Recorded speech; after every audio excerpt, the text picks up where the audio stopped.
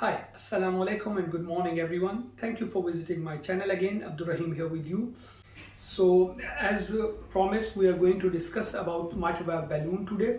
I'll be mostly discussing about the echo part of the mitral valve balloon. Cath lab part, you guys, once we will be discussing about the cath lab procedures, we will go into it later on. So mitral valve balloon, it's a procedure to in the mitral valve patients, mitral valve stenosis patients, when the stenosis is severe, okay, and the patient is eligible for the criteria of mitral valve balloon, then we do these procedures. Or if a patient is very much symptomatic and we can't proceed for the surgery due to any reasons, then we can try with the mitral valve balloon, which really helps. Okay, but there is special criteria, there are scoring system, sorry about it, and there are scoring systems we need to follow once we are selecting the patient for the mitral valve balloon valvotomy or valvuloplasty. So what happens in the mitral valve balloon, how they do it, how they do the procedure is that they go through the groin or the femoral vein. So they enter into the femoral vein through a catheter, okay, and then that catheter goes into the venous system and then comes into the IVC, and from IVC it enters into the right atrium. Okay, that's a simple part here. Okay, and from the right atrium they puncture the intraatrial septum from the thin part of the intraatrial septum, we call it fossa ovalis. They puncture it or they make a small hole in it, okay, and they go into the left atrium. Okay, once they come into the left atrium, they change the position of their catheter towards the like they divert it towards the mitral valve opening. Okay, so they go in between the mitral valve leaflets, like this is how the leaflets are opening. So they go in between them, okay, and then there is a balloon in the catheter at the tip of the catheter, which I will show you later on. So what happens is they inflate that balloon, so the leaflet starts opening a bit more. Okay, so the opening gets better. From the echo point of view, from transthoracic point of view, there is not much to do in the procedure thing, because you need to do a TE. I will explain you what are the important things to do in a pre-procedure TE as well. But in the transthoracic point of view, only you should definitely you will do all the criterias for the stenosis, but you need to pay attention to the subvalvular apparatus very well, especially in the parasternal long axis view and apical views. Okay, you need to look at the thickening or any calcification related to the mitral valve apparatus. Okay, because these things you might not see it very well in TE in some patients. So the most important things is the post balloon procedure. Okay, so most of the centers, they don't do a TE guided or they don't do a TE during the procedure, so they do transthoracic echo after the procedure. So for that procedure, what you will do, like you will be doing the mitral valve assessment, okay, after the procedure. So they will do balloon and they will ask you to look at the mitral valve later on. So if the balloon is there, you are definitely going to have some regurg. If the catheter, if the wire is still there, you can see the wire across the mitral valve leaflets. So you will definitely see the mitral valve regurgitation at that time. So you can tell them that there is regurgitation. How much is it? Just tell them it's mild, moderate, or whatever. Okay. Then the next thing you need to look for is the most important thing, to look at the valve area.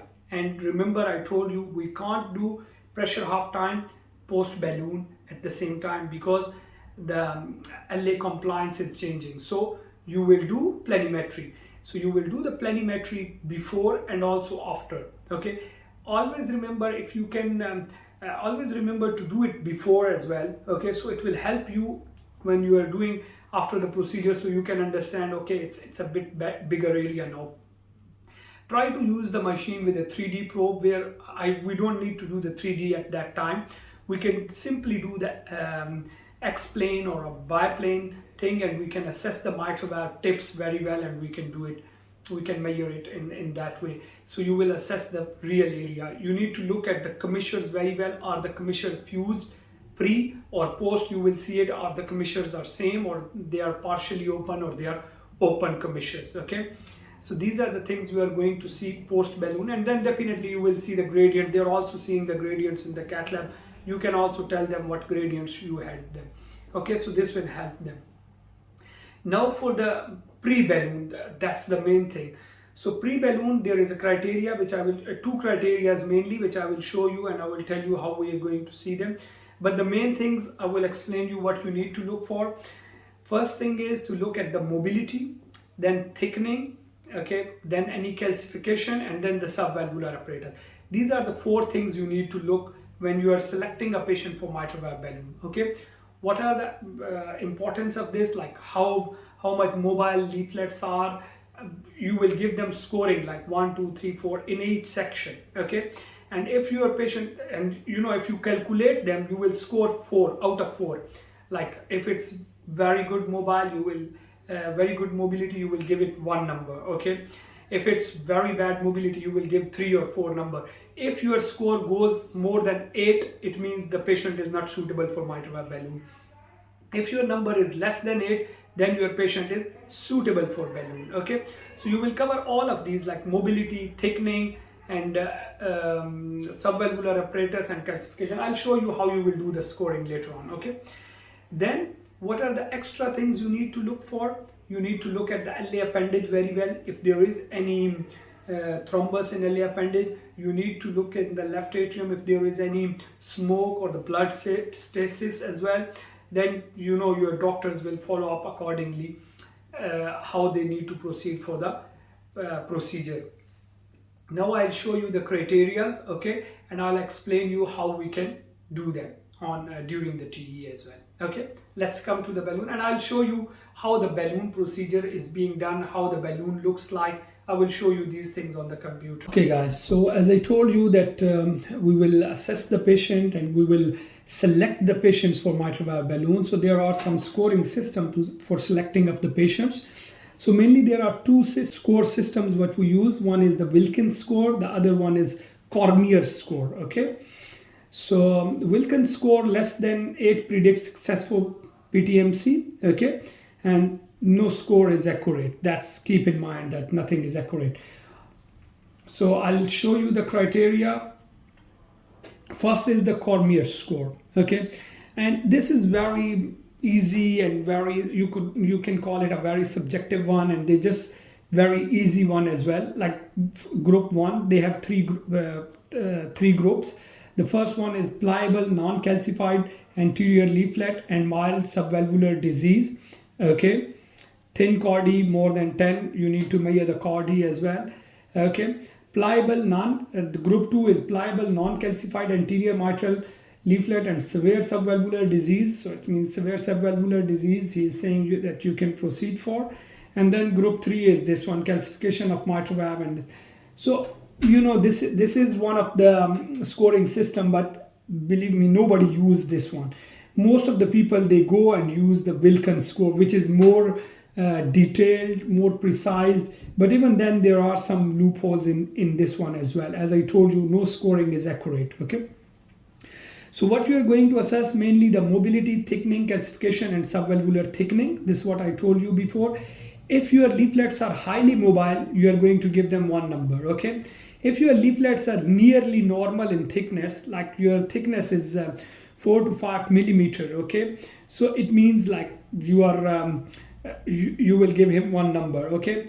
Then a single area of brightness, like there is not a lot of calcification, you will give 1 more number. And the thickening of the subvalvular apparatus is also minimal, so you will give 1 number. So in this case, if someone is falling in this particular area, he is having 4 numbers, okay. So 4 out of 16, you will have 4, 4, 4, 4. So total of 16 number. Every number you will give out of 4, okay. So 4 out of 16 means it's eligible for the mitral valve balloon. If someone is falling here 2, 2, 2, 2, it means 8. So 8 is a number. If it's more than 8, then it's not in the criteria, not suitable. If it's less than 8, it's suitable, okay. So then you follow all these guidelines, okay. Just keep in mind, keep it simple in your mind. Yeah, you will need a lot of experience in it. Like as much as your thickening is increasing, you will give the numbers accordingly. Your normal thickness of the leaflet is 2 to 3 millimeter. Okay, if you see a leaflet of measurement of 6 or 7 in the thickening, it means the leaflet is quite much thickened, so you will give at least 3 numbers for that. Also, with the mobility, you need to have very much mobile, like interior leaflet, thin and mobile. Okay, but if it's thickened and not very much mobile, you will also get 2-3 numbers in the mobility. And then calcification, if calcification is a brightness, you will see it there easily. And if you see only very minimal or mild, you will give it 1 to 2 number. But if it exceeds than that, then 3 or 4 numbers accordingly. And then subvalvular apparatus thickening, you also need to look for. There is not included the subvalvular shortening. Subvalvular shortening also plays an important role in mitral stenosis, which is not included in this one. Also keep in mind the mitral regurgitation. If a patient is having more than mild mitral regurgitation, he is also not suitable for mitral valve balloon. Okay, keep all these things in your mind, but keep the thing in your also in your mind that if a patient is not fitting with this criteria and also having a little more than mild regurgitation, but the patient is very symptomatic and you can't do a surgery at that time, then even then some doctors will go for the mitral valve balloon. At the end, it's a doctor's decision who is looking after the patients. Okay, so then I would just show you one thing more. Okay, identification of concomitant lesions, I don't want to go into this one, but you need to keep this thing very important, especially the fellows who are watching the video. If you are assessing a patient for mitral valve balloon and you are doing a TE, you need to look at the left atrium for the left atrial appendage and left atrium for any thrombosis. Okay, and then let's forget about it. And you need to keep an eye on post balloon. Now I'll show you the balloon thing, like how the balloon looks like and how they do the procedure as well. Okay, so the main things to keep in your mind is that 4 important components: thickening, mobility, and calcification, and leaflet thickening, subvalvular thickening. So these are the important things. Okay, then how you will score them, you will get used to with it once you will be doing it regularly. And then the TE is the important thing. You need to do it before proceeding for the procedure. Now I will show you the balloon, how it looks like. Okay everyone, so you can see this is how a balloon catheter looks like. So this is the balloon at the tip of the catheter. Okay, so this area goes between the leaflets. Okay, and then I'll show you, and you see they start injecting and then balloons start inflating. Okay, so this is in between the leaflets. So they are opening the leaflets. The doctors or interventionalists, they are there, they are seeing the things on the system as well, and then they see, okay, they can inflate it properly. So this is fully inflated, and then once they inject it back, and you see here it's getting deflated. So this is how they can assess, they can open the mitral valve more. Okay, and they can assess the things like mitral valve stenosis gets better. Okay, I'll show you. These are the different catheters they use it, which I'm not very good in it. So this is the main thing you need to understand. You see, first they get a wire in, then they get the dilator in as well. Okay, guide wire and then the dilator. Then the balloon comes in. You see the balloon is also going through it.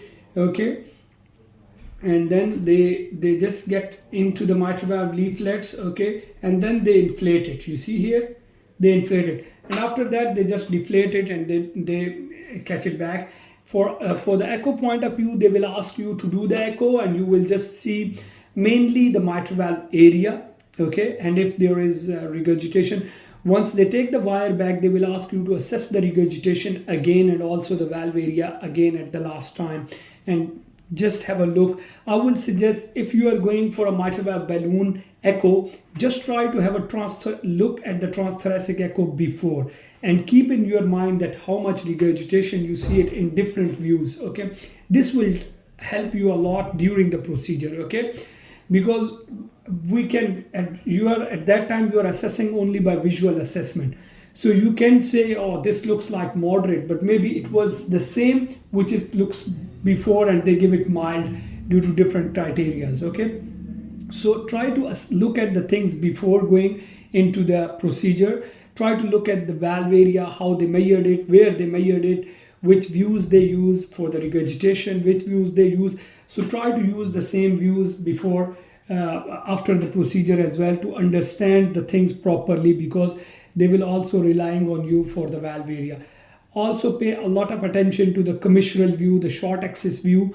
Sorry, I said commissural view. Look at the commissures in the short axis view. Okay, if the valve is opening properly, how the commissures look like in the short axis view, if they are fused, if they are fully open. You will see it once you will be seeing more of the rheumatic valve patients, like how the commissures looks like. Okay, I will try to show you one of the case as well, but not in today's video, in some other video when we will be doing the case studies.